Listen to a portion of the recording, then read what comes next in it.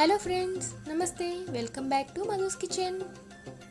ఈరోజు నేను మీ అందరి కోసం చికెన్ పకోడీ చేసి చూపించబోతున్నాను. చికెన్ పకోడీని క్రిస్పీగా టేస్టీగా ఇంట్లోనే ఎలా తయారు చేసుకోవచ్చో ఈ వీడియోలో నేను మీకు చూపించబోతున్నాను.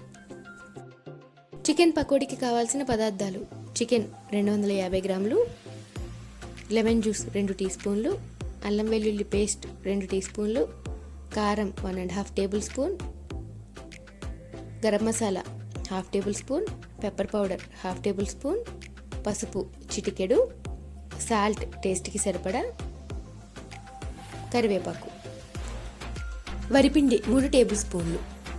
చికెన్ పకోడీ కోసం నేను బోన్లెస్ చికెన్ తీసుకుని ఇలా చిన్న పీసెస్గా కట్ చేసుకున్నాను. బోన్స్ ఇష్టమైతే అవి కూడా యాడ్ చేసుకుని చేసుకోవచ్చు. చికెన్ పీసెస్లో 2 స్పూన్ల నిమ్మరసం, అల్లం వెల్లుల్లి పేస్ట్, సాల్ట్ టేస్ట్కి సరిపడా, చిటికెడు పసుపు, కారం, pepper powder 1/2 teaspoon, garam masala powder 1/2 teaspoon, కరివేపాకు వేసి బాగా కలుపుకోవాలి.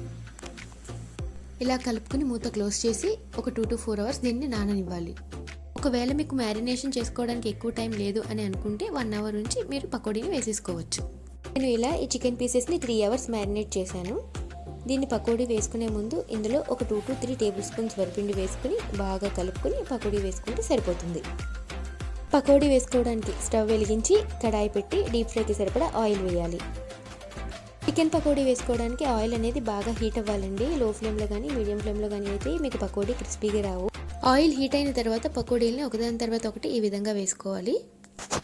చూస్తున్నారు కదా మన పకోడీలు ఎంత బాగా వేగుతున్నాయో. ఇవి ఇలా పూర్తిగా హై ఫ్లేమ్లోనే వేయించుకోవాలి.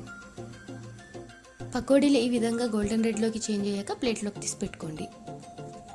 చూసారు కదా మన చికెన్ పకోడీ ఎంతో కలర్ఫుల్గా క్రిస్పీగా రెడీ అయిపోయింది. ఫైనల్గా దీన్ని లెమన్ అండ్ ఆనియన్స్తో సర్వ్ చేసుకుంటే ఎంతో టేస్టీగా ఉంటాయండి. రెసిపీ కనుక మీకు నచ్చినట్టయితే వీటిని ట్రై చేసి మీ కమెంట్స్ రూపంలో నాకు తెలియజేయండి. అలాగే ఒక లైక్ కొట్టి సబ్స్క్రైబ్ చేసుకుని షేర్ చేయండి. Thanks for watching.